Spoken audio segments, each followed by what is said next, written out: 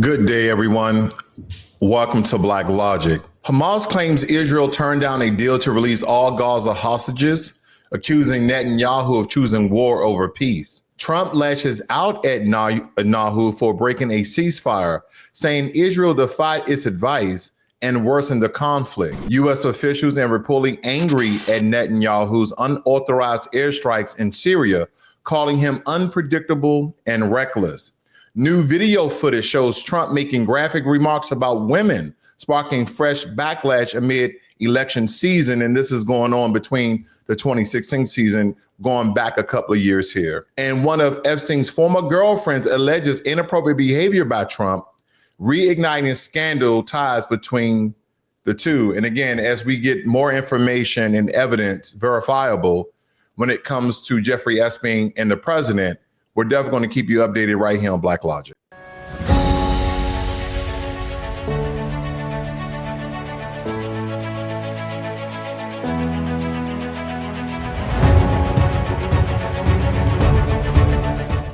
So Hamas military spokesman Abu Abia claims Israel, led by Netanyahu, turned down a comprehensive deal to free all captives at once and blames them for refusing humanitarian progress. And this has kind of been the ongoing case when Israel and Hamas, anytime Hamas and Israel get close to a ceasefire, that ceasefire is either signed into contract and then is vacated or is voided by Israel by some means or another. And this is what Hamas is stating, that Israel continues to break contract and ceasefire deals that they initially agreed to. And this reveals Israel's hardline stance even amid mounting global pressure. And Palestinians claim the refusal signals that Netanyahu's preference for military escalation over peace, basically stating that Israel, by the way of Netanyahu, is a war state.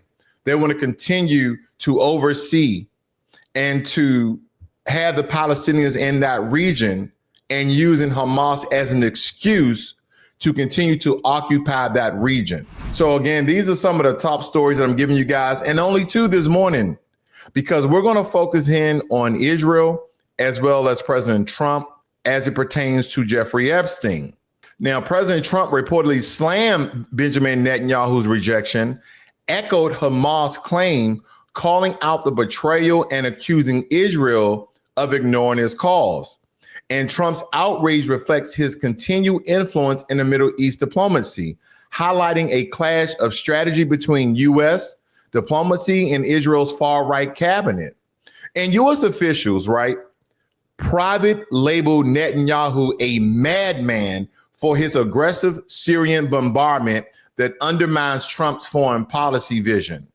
And the rift between the U.S. diplomatic restraint and Israeli tactics indicates rising tensions even in a Trump-aligned administration, and Trump himself is reportedly fuming. Trump is supposedly be outraged and angered by the actions of Benjamin Netanyahu. I wonder if this strained relationship, if this somewhat fractured relationship is going to cause President Trump to retract and pull back some of the resources and support that we've been garnering in Israel. Or we're going to move to another strategic state within the region in the Middle East to have a partnership that we can, again, have a foothold of intelligence, a foothold of military powers within the region, but nobody really knows because, again, President Trump is absolutely angered at Prime Minister Benjamin Netanyahu in the case of just continue to bomb countries, whether it be Hamas within the Gaza region or whether it be Syria. Again, President Trump publicly is trying to garner peace between all these three states. And it seems as though that Israel, by the way of Benjamin Netanyahu, because we can't blame the state of Israel for the act of one man or the act of one administration. Kind of reminds me of the United States of America, where everybody looks at Americans in a more evil and loom light than they have before because of the current presidency. And whether you voted for President Trump or not, you should not, in the world stage, be judged upon the actions of himself or his administration. But I digress because I believe that's very, very important. I do want to start bringing you guys video clips here because I think this is utterly important as we break down this next segment, because I want to give other accounts of different news media, and sometimes that's going to relish in liberal media as well as conservative media. So with that being said, let's move to the next clip. I just want you guys to listen in on this. Do one more in the next 6 hours and 12 hours, but then we're done, right? And then at that point, Israel says, yes, but that's obviously just for them and not for us. And we're going to do many more bombing runs over Tehran, 8 or so, right? And Trump said, no, it's a ceasefire. You can't do those bombing runs. And Israel's like, what do you mean? We're above the law. No, that's for the suckers on the other side. We get them to stop firing on us, and then we just violate the ceasefire all day, all night. And Trump said, apparently, and this is shocking to a lot of people, I'm actually not shocked by it. Trump was like, no, you're going to do what I told you to do. Apparently had a call with Netanyahu where he ripped into him. So look, this is the part that I think is a positive thing about Trump. If you're on the left and you don't want to hear anything positive about him, I got it, brothers and sisters. But it's really important for the purposes of ending this war and ending the tragedies and the war crimes in Gaza, okay? Now, the man on your screen is from TYT, the Young Turks, and everybody knows he's mostly Democratic in his takes. But the reason why this clip is important, because he's given his unapologetic take that Trump is actually trying to do the right thing, which is saying a lot for him, essentially, because a lot of times they just lean one way, that Trump can do no right. But again, that's why he said they can understand if people on the left, his brothers and sisters, don't understand. But again, I will say that he's very, very neutral on this, because again, there's reports that Trump actually was furious and ripped into Prime Minister Benjamin Netanyahu of the actions that he's taken in the Gaza region, as well as Syria and even Tehran to a certain degree. So I believe that unbiased news media is very important, even when it's reporting from a far left source. And again, to kind of give you guys compare and contrast. Now, it states here that he bombs everything all the time. He said, fuming at madman Netanyahu after Syria strikes. This is important because, again, the rift between the U.S. and the diplomatic restraint against, with Israeli tactics, it indicates rising tensions between our two countries of the unwavering support that we have continued to give the state of Israel. And this is even in a Trump-aligned administration. So now we have actual reports that Trump is furious. Now, I'm going to get into the background of Benjamin Netanyahu, because I think that's important. A lot of times when we look at people from the state of Israel, and you ask anyone who is Jewish or from the state of Israel or Israelite, you ask them, what's your race? They always say, I'm Jewish. And Jewish is basically an ethnic. Jewish is basically a religion. But when they state that they are Jewish, they are stating in matter of fact that this is a race. Now, I don't know any race that is Jewish. And again, this is not anti-Semitic. This is for clarity and transparency. Because according to the United States of America, and I got it. There's other countries that don't look at people based upon race or color or what the West deemed them as to be. But as it pertains to the United States of America, you have white, you have black, you have Asian, you have Hispanic, which is an ethnic, because when you are an ethnic in America, as it pertains to Hispanics, you can be any race, and you can look that up in the U.S. Census Bureau when it talks about race. And I usually pop that up here, but not today, folks. I know you guys are very intelligent. You've probably seen it before, but Hispanic, you can be black, white. You can be, again, because of the many countries that the Spanish colonized and conquered. They have intertwined and mixed between all of these countries as it pertains to Central America mostly, okay? But again, a lot of the white people that you may see on your screen here, not stating that Benjamin Netanyahu is, but a lot of people from Spain, this is like regular white people who speak Spanish. But as it pertains to Hispanics, when we look at the phenotypes of let's say Mexicans or Costa Ricans or Dominicans, etc., you see there's a mixture there, and some of them are on the higher light side, and some of them are darker hue and complexion like myself. So that's why Hispanics are not quote unquote a race; they're predicated upon an ethnic.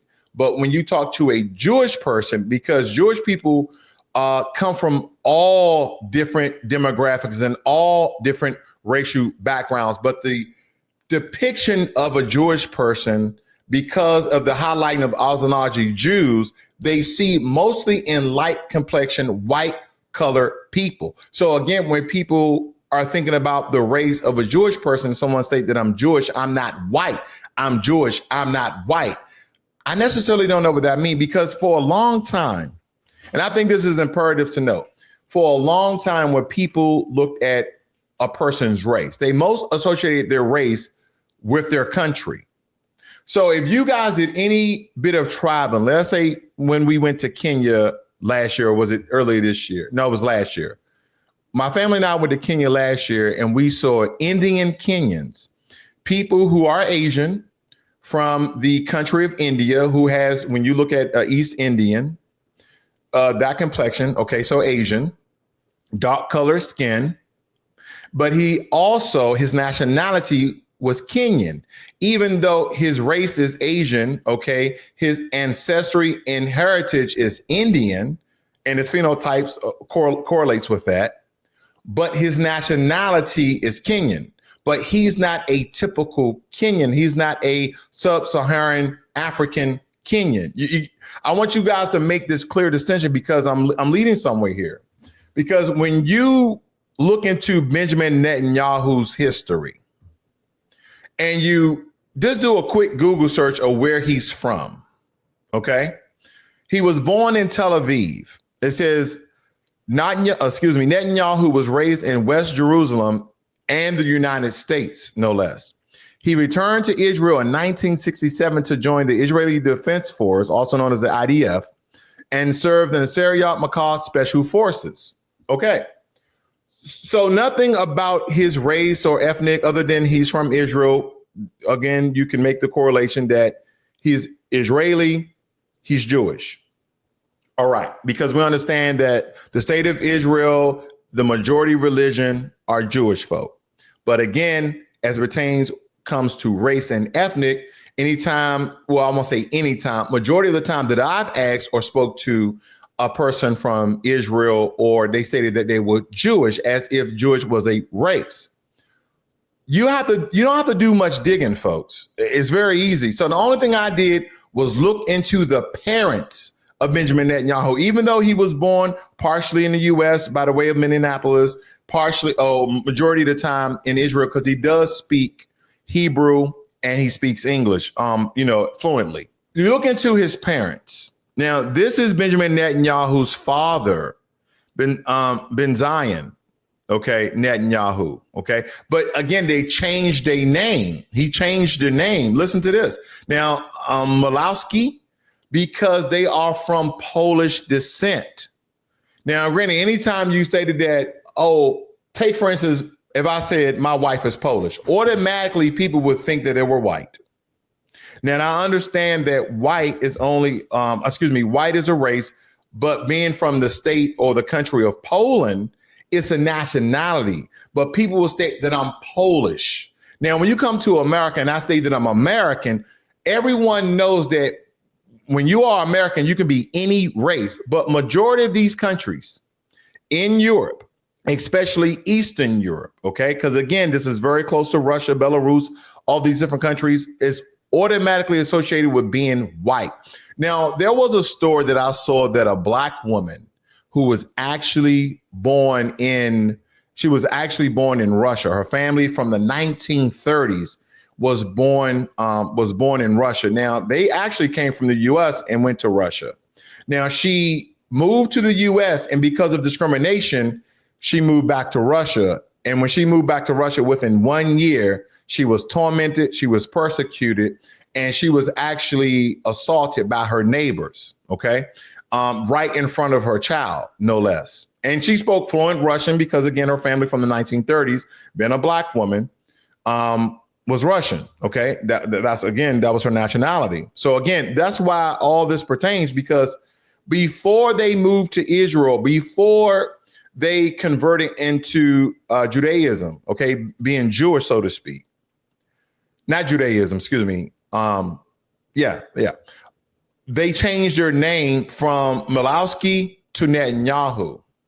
So my question here is, and this is because of my ignorance and stupidity, when you have all these different people that came from all these European countries, that back in, I believe, 1948, where the state of Israel was constructed in that Palestinian region, and the majority of these people are from Europe. My only question is, the majority of Jewish people that are in the state of Israel, now, not the Ethiopians, not the dark complexion, melanated hue people, not those, but the people who look similar to Benjamin Netanyahu, my only question is, are they white or are they Jewish? And that's my only question. I just want to make that clear distinction, because I think a lot of people get this very conflicting and very confused. And believe it or not, folks, it's very, very simple. But let's move on, because we have a little bit more to cover here, and I want to make sure I cover it all. Now, just for historical references, I do want to show this video, and it does have some profane language. So there's your trigger warning. So if you have small children, or you don't really take kind to profanity and lewd language, you can just mute this, but keep the video on, because I think that this is going to speak for itself. And I want you guys to listen in on this. I want you to listen to every word, even though this may be difficult to hear. I moved on her, and I failed. I'll admit it. Whoa. I did try and fuck her. She was married. It's huge news there. No, Nancy. Yeah. No, this was marriages. And I moved on her very heavily. In fact, I took her out furniture shopping. She wanted to get some furniture. I said, I'll show you where they have some nice furniture. I took her out furniture. I moved on her like a bitch, but I couldn't get there. And she was married. And all of a sudden, I see her. She's now got the big phony tits and everything. She's totally changed her look. I better use some Tic Tacs just in case I start kissing her. You know, I'm automatically attracted to beautiful. I just start kissing them. It's like a magnet. You just kiss. I don't even wait. And when you're a star, they let you do it. You can do anything. Whatever you want. Grab them by the pussy. I can do anything. Pull the ham.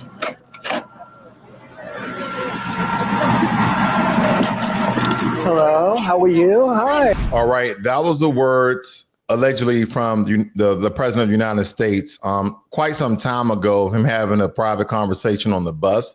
Again, that should have probably never been revealed, but it is now public knowledge. Has been played from different news platforms, millions of views. Any platform you can find this clip from has been played millions of times, because this established a historical background of some of the actions that President Donald Trump stated that he does when it comes to beautiful women. And this is not to attack the president at all, but this is historical archive evidence of him stating certain actions that he does and how he goes about business.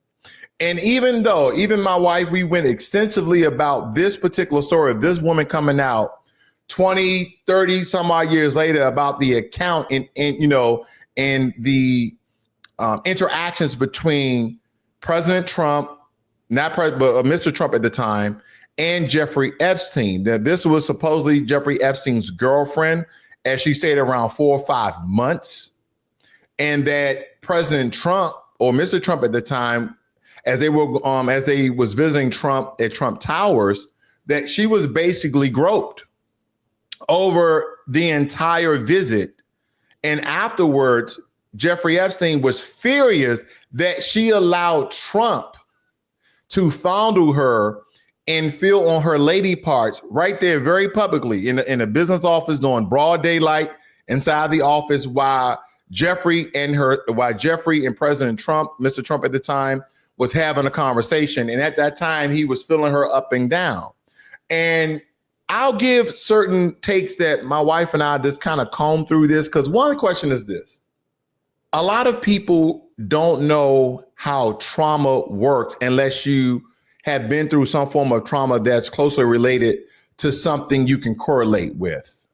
And again, everybody's trauma could be different, and there's a lot of similarities in different particular traumas. So I'm not trying to re-victimize the victim here, but even my wife will ask, just as well as, other women, that why wait 20, 30 years? Just as well as some of the accusers in the Bill Cosby case. A lot of these women are waiting 20, 30 years after they find out that someone is running for public office or someone is trying to buy a large corporation, that this person now has amount to billions of millions of dollars. And when someone actually comes out, possibly a victim, then you have all these other people with the carrot to come out because someone did. That's very possible. That's very possible.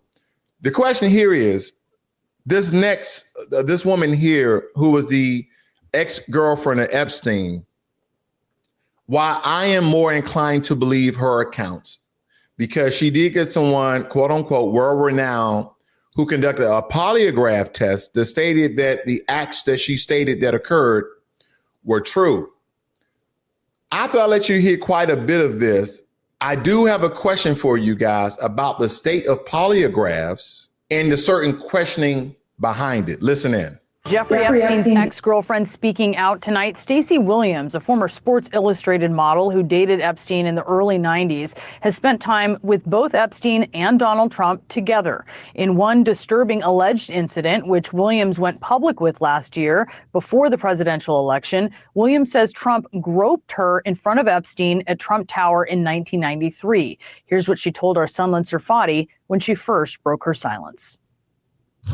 The second he was in front of me, he pulled me into him, and his hands were just on me and didn't come off. Then the hands started moving, and they were on the side of my breasts, on my hips, back down to my butt, back up, sort of. Then, they were just on me the whole time. And I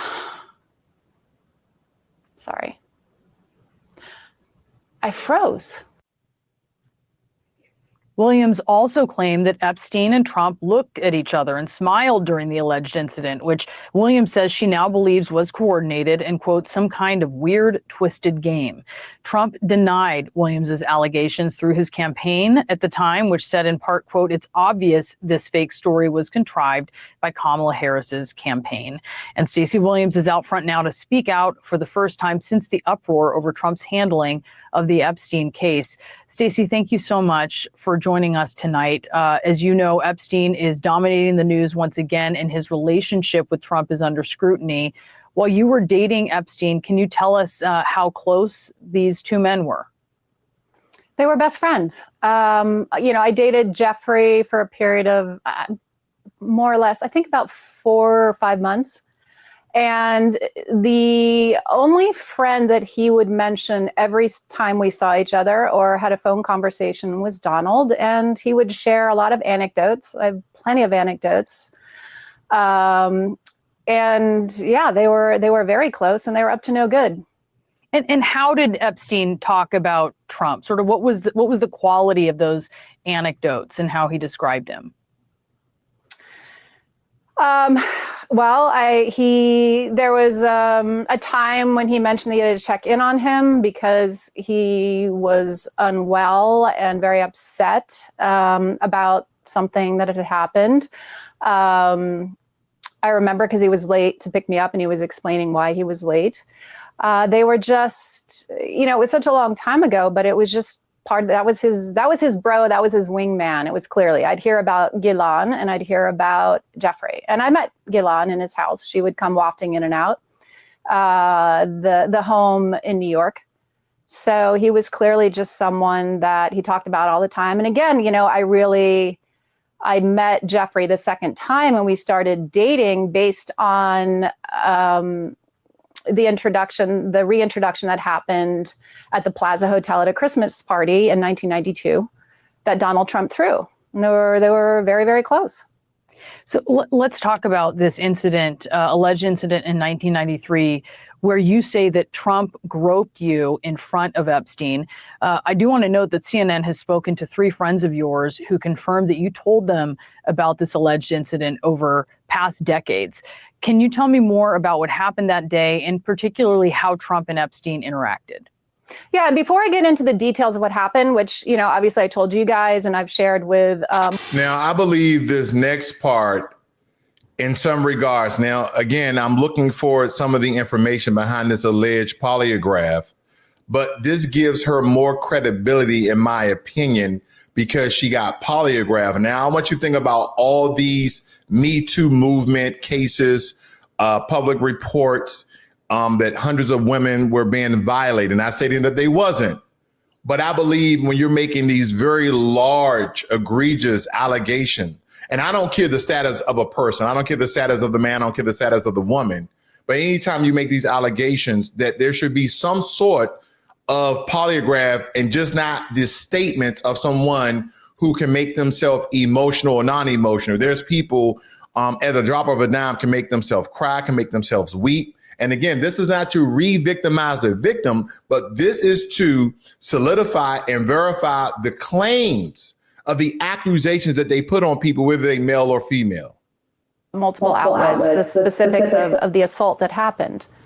I want to point out that I was polygraphed before I did all this by one of the most renowned examiners in the world. Michael Wolff has hundreds of hours of interviews with Jeffrey Epstein, where Jeffrey confirmed to Michael what the two of them did to me long before I came out and told you all of this. So those are two critical data points that you need to have. And now I'll walk you through what happened. I was dating Jeffrey.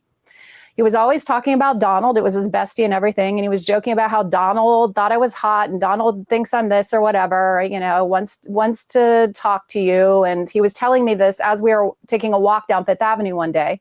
And he said, let's stop in and see him at his offices. So we went up to his office in Trump Tower.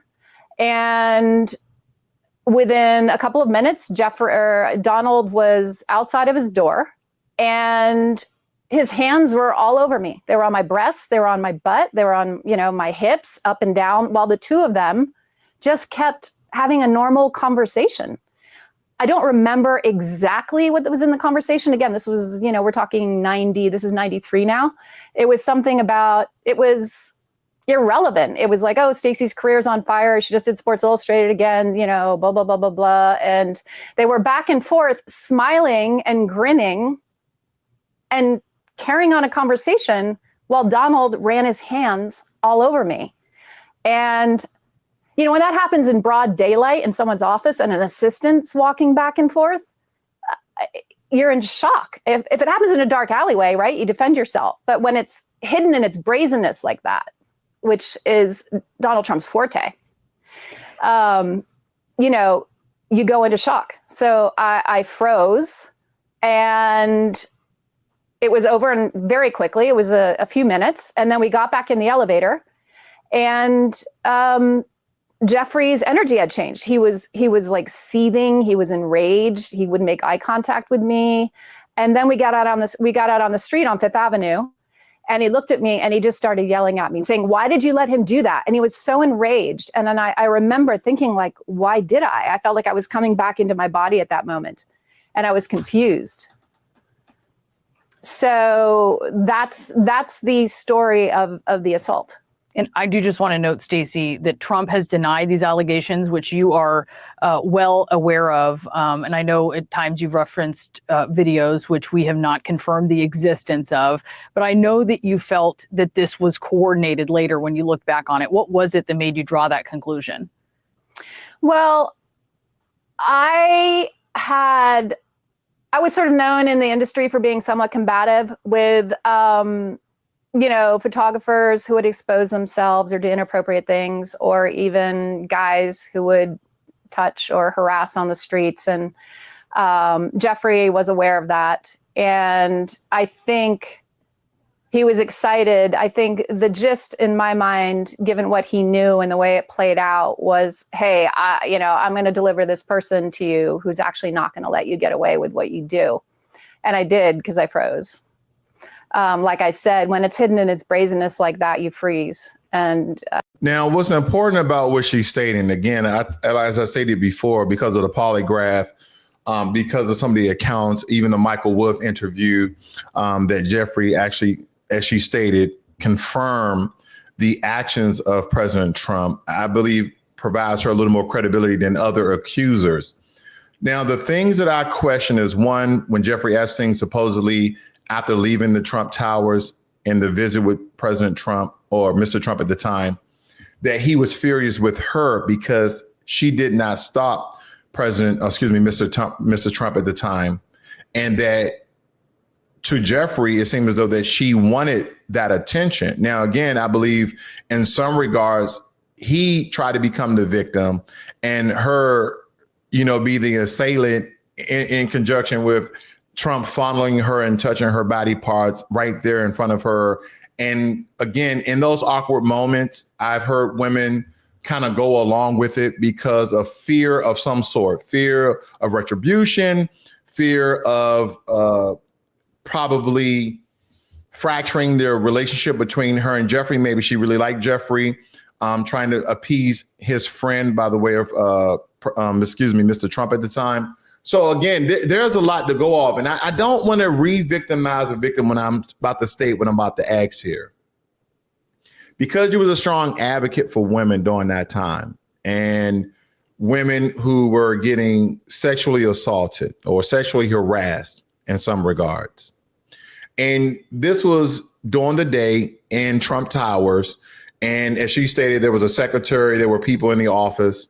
Why didn't you remove yourself from the situation? Now, and again, I don't know what trauma she might have experienced. Maybe she was trying to figure out what was going on. Even she stated, yeah, I thought, why didn't I stop him? Why didn't I do these things? Again, I understand that people can freeze. So you being a strong advocate against sexual harassment, and then you become a victim of sexual harassment, allegedly. Why didn't you remove yourself? Why didn't you say anything? I don't know. Again, I know a lot of women may come out against this because I just don't understand. But there's so many accounts. As I said before, I give her credibility because of the lie detector test and because of the Michael Wolff interview with Jeffrey Epstein. So again, there's a lot of accounts that makes her more credible than anybody else who just come out and made accusations against Mr. Trump and President Trump. Okay. So again, I don't want to go too further than that, but I think it's very important to analyze. Ever since the Me Too movement, I do not believe women should have any fear, even though I know it still exists, depending on the position and status of a man, the influence of a man, the money of a man can all be intimidating. But I'm telling all women, come out against those accusers who sexually harass, sexually abuse, sexually assault, anything dealing that harms you in any sort of way. It needs to be reported because, again, in the court of public opinion, every act or non-act will be scrutinized and analyzed to a fact that may free a lot of people that have persecuted you, and that should not go unpunished. If you are taking advantage of men or women, but in this case with women, and you are a man of influence, you're a man of status, you're a man of great power, you're a man with a lot of money, with a lot of resources, I don't care where you are, who you are, and how much you have in your bank account. That should not stop you from being persecuted and prosecuted to the full extent of the law.